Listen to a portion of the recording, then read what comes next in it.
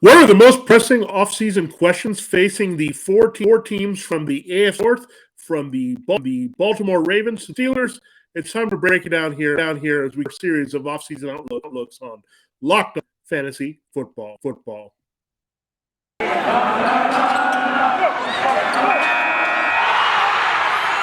are Locked On Fantasy, your daily NFL fantasy podcast. Part of the Locked On Podcast Network. Your team every day.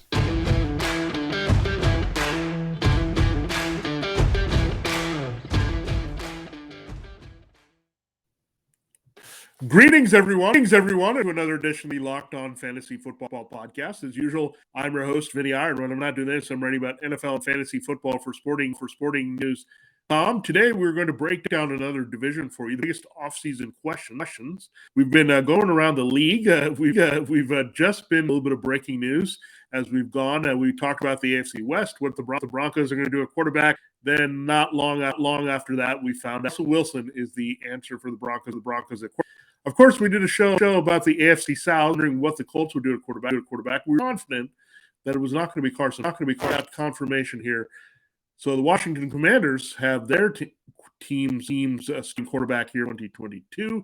The Colts do not. Wentz away here, and big move there. So Indianapolis has a big question. Jonathan Taylor and Michael Pittman are the givens there. So we will see the fall of that. Not as big of a deal as Russell Wilson going over to the Broncos fantasy football. We weren't really relying a lot on Carson Wentz. He was a back-end QB1 until the big drop-off down the stretch, but run-heavy team quarterback. We'll see what happens with Carson Wentz, and we'll have plenty to talk about his fantasy football in the offseason, but he doesn't merit a spell. The AFC North does, however. It's a marquee division here, very, very competitive. There's one team that does not have a quarterback. The other three look pretty set. Two very good here in that position. One trying to figure it out if it's the year, and just basically needs to find a new answer here. So we'll do more teams for you on this show. Thanks so much for making Locked On Fantasy Football your first listen every day. We are free and available for you all platforms. All right, let's go into our laboratory and see what we've cooked up for the takes on the Baltimore Ravens. We'll spend the first segment looking at the double shot of Ohio, get the 2 seeds, Cincinnati Bengals and Cleveland Browns. Close the show looking at what's up with the Pittsburgh Steelers and their situation as they try to replace the retired Ben Roethlisberger. Lamar Jackson in a rush to get that new contract franchise quarterback. He's just playing it year, but he's doing it on his turn, maximize his value in relation to the market. Good for him to gamble on himself a little. Lamar, an MVP, had another big year. Still, I think has some upside here, developmental as a passer still for Baltimore. So a lot of things to look forward to with Lamar. He did have some issues with the COVID-19 protocols, and then an injury. They had to play their backup, including Tyler Huntley. And we saw Huntley have some big productive games. But the things that came about with his Ravens offense that made it totally complete. You have Mark Andrews step up and have his biggest season yet on fire. He's in his prime right now as their tight end. Really a wide receiver hybrid, but Andrews up all the way through the red zone this year. You also had some big play here from Marquise Brown. He was way expectations with his production. It tailed off kind of near the when they had some quarterback shuffling. Look at this game. They got to think about getting some extra receivers, but Rashad Bateman looked pretty good when he was healthy and maybe on the field. So when you look at weapons here, those three Ravens are looking good in the passing game. I think they have one more body, but they have quite a bit of speed and depth. We don't think about even without probably moving on from Sammy Watkins, but 3 pretty good targets there overall in Bateman and Andrews there for Lamar. So Lamar in the passing game, not too much of an issue. He's going to be locked and loaded there. That deal will get done if he has one more good year and he's somewhat healthy in 2022. The biggest question is that offensive line, and we do need the Ravens to rebuild that offensive line. He struggled big time at tackle last year with Ronnie Stanley hurting. Well, Villanova has retired. He's decided to do that. The and Steeler, so he won't be back. In the Bradley Bozeman, their center, didn't have a very good year. He's a free agent. Some good play from Kevin Zeitler. They got Ben Powers, some other guys up front that have been pretty good.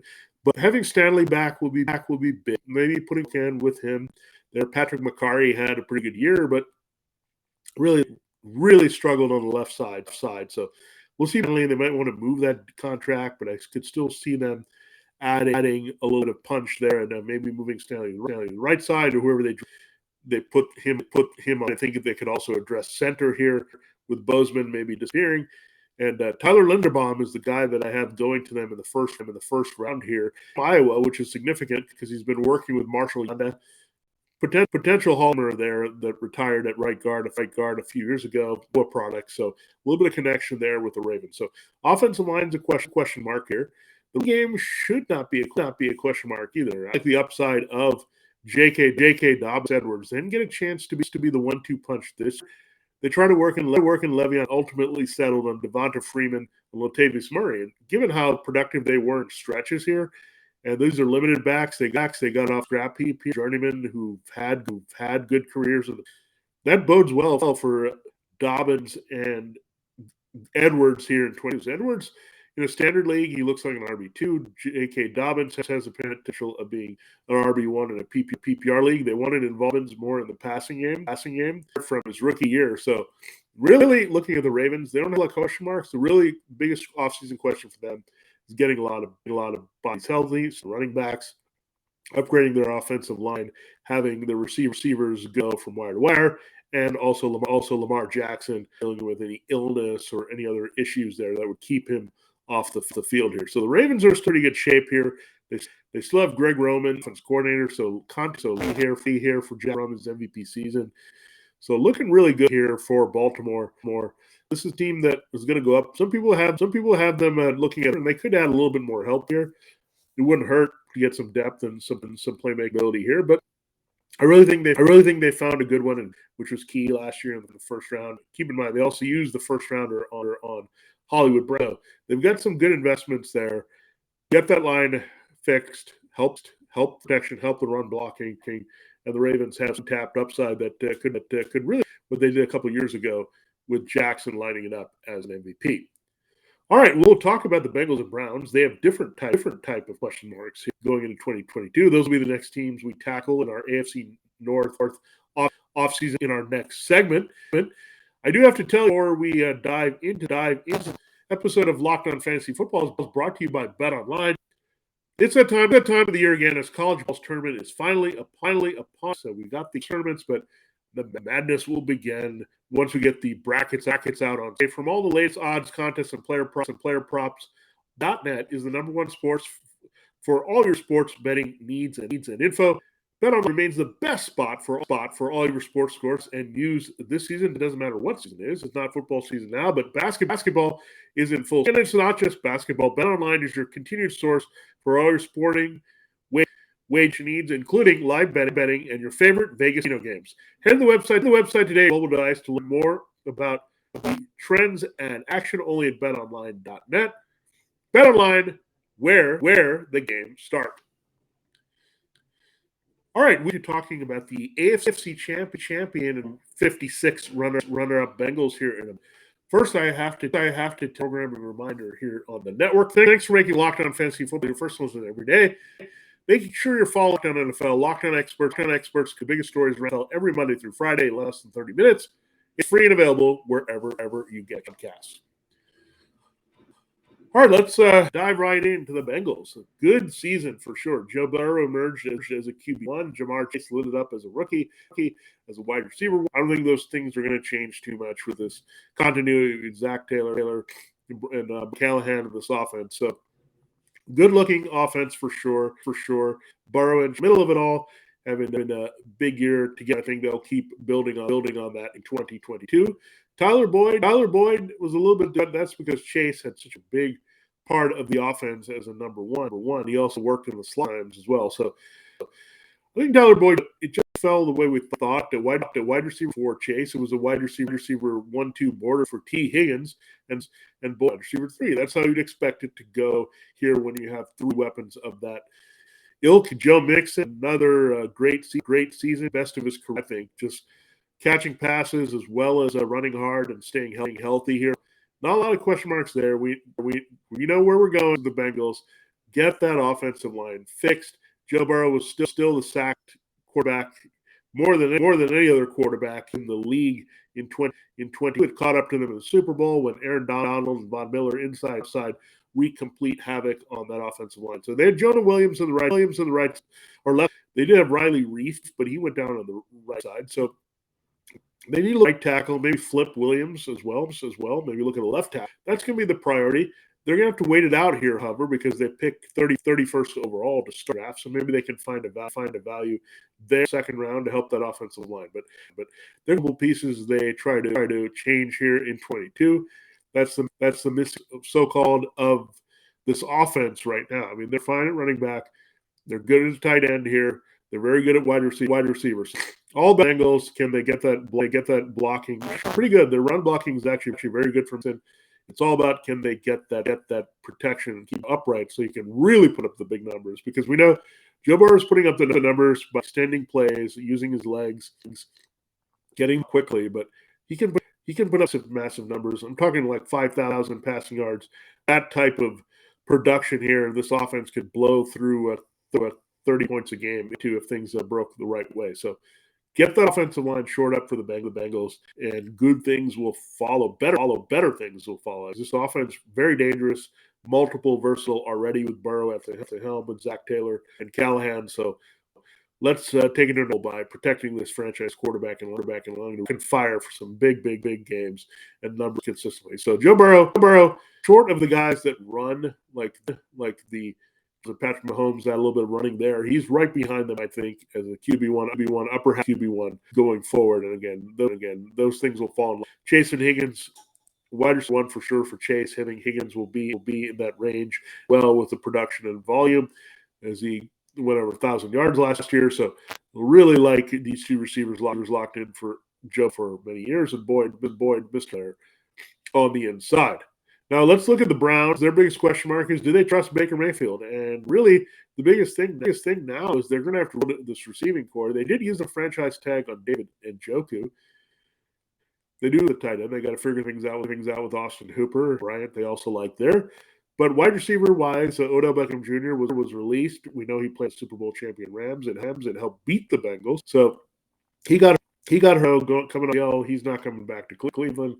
Jarvis Landry has carped a little bit about his role, and especially with his buddy Odell Beckham being in the mix here in 2022. So that could change things. LSU guys maybe on this roster when they do big parts of what they've done. So Anthony Schwartz, the young receiver they like with some speed, but had injury marred season with the concussions. Rashard Higgins has been an okay guy, but special there that we look at for the Browns, just a kind of a utility kind of route running specialist here for them. So a lot of things we need to look at here for Cleveland, but I think overhauling their receiving core, I think make 2 receivers. You look at Garrett Wilson, went to Baker Mayfield's high school. So it also has a nice tie in there in the state first to Cleveland. So Garrett Wilson, Jameson Williams. The Browns pick right in the wheelhouse for all these elite wide receivers here. So they need also think you'll look at a slot later in the draft once they've got their number 1 here. True number one is looking for Odell just to stay healthy. He didn't mesh with Baker as much as expected. Jarvis Landry maximizing the slot. So the Browns' biggest question for sure is getting that receiving to snuff here. And people complain about Baker Mayfield, but when the connection to Beckham and Landry breaks down, there's not many people to step up here. That's going to hurt. So Kevin also said, hinted that he might take the play calling here. That could help Mayfield. So let's see what happens here. We know he had a year with Kirk Cousins there before he got this job in Cleveland, in Minnesota. Optimize that offense with Justin just being a little bit on delay. He was not there. So you had Allen and some other guys. We know Stefanski can fix an offense, but to get anything done, Baker Mayfield needs weapons. We know the offensive line is in very good shape in front of Mayfield. When healthy, that's a pretty strong front five. The running was in good hands here with Nick Chubb, and Kareem Hunt, and Dearness Johnson. So it's really the question mark: can they get some more dynamic things in the passing game? We're still not looking at Baker Mayfield as more than QB2 at this point. Out, the receivers have nowhere to go but up here with Beckham, and possibly also without Landry going forward in 2022. We saved the least of our teams here. The Steelers, they need to get. So these other teams at least have a quarterback solution for 22. So we're going to look at Steelers and what they do potentially to Roethlisberger. We'll do that in our final segment. Here, I'm going to tell you check out all the great shows Locked On Network. We're talking about teams, and we've got you covered on these teams. Locked On Ravens, Locked On Bengals.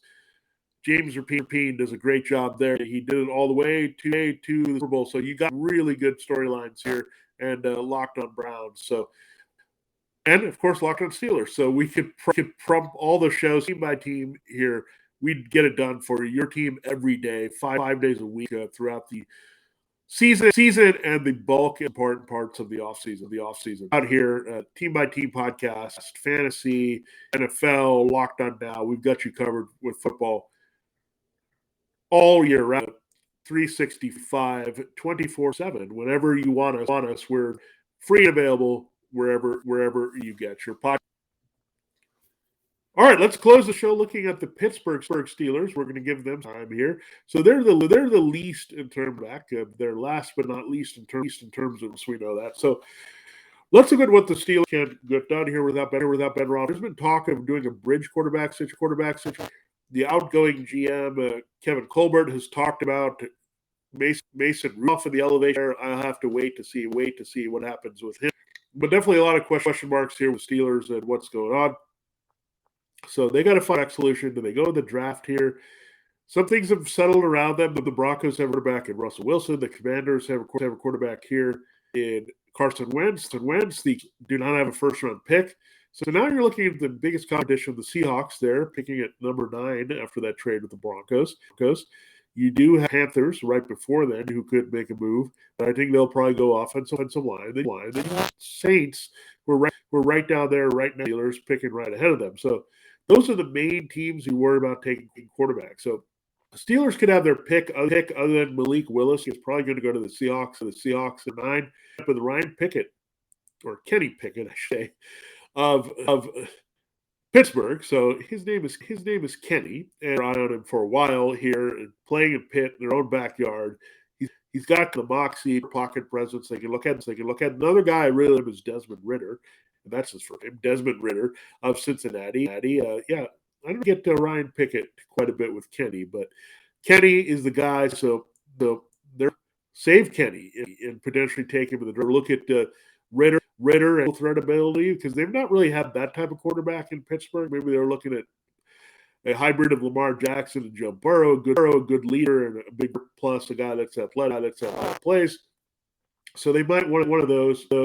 Ridder, but Pickett we also saw can run pretty well. So I would be shocked if they end up with Pickett or Ridder as their guy that they go and start him out in day one. They need to offensive line as well. They had a lot of issues, especially run blocking for Najee Harris, but the pass action was pretty bad. Ben Roethlisberger, some things there, but if they can short the line, you got Najee Harris, you got Deontay Johnson, you got Chase Claypool, you got Pat Freiermuth, you got these other guys, maybe Juju Smith-Schuster going to hold. So it'd be something to watch here with the Pittsburgh Steelers in that situation. So I want to see what they do at quarterback, but I would be shocked if they stuck with a bridge situation in-house with Rudolph or went for Jimmy Garoppolo or Trubisky. I think it's all up for them to get their quarterback of choice in a good value, by the way, at that number 20 overall pick. So looking forward to that. But yeah, Pickett, Desmond Ridder, I think are Steelers, and maybe even Malik Willis. They like his for sure. I think going a little bit, you can look at Deshaun Watson for the Steelers if things get cleared. Remember Brian Flores, now defensive assistant under Mike. He was the guy apparently that wanted him in Miami if things all worked out. So we're on the Deshaun Watson watch. Maybe The Steelers had a tough history of Ben Roethlisberger off the field. They overcame that. So maybe have Flores, vet vouching for Watson. Maybe that'll work. Steelers should play the waiting game now. Aaron Rodgers did not go to Pittsburgh. He didn't want to do that. Stayed in Green Bay. Russell Wilson's off the table. Even Carson Wentz is off the table. So I wouldn't run myself into Garoppolo or just go out and Trubisky. Trubisky or Garoppolo aren't that much better in terms of give this team over Mason Rudolph, then it's not worth it.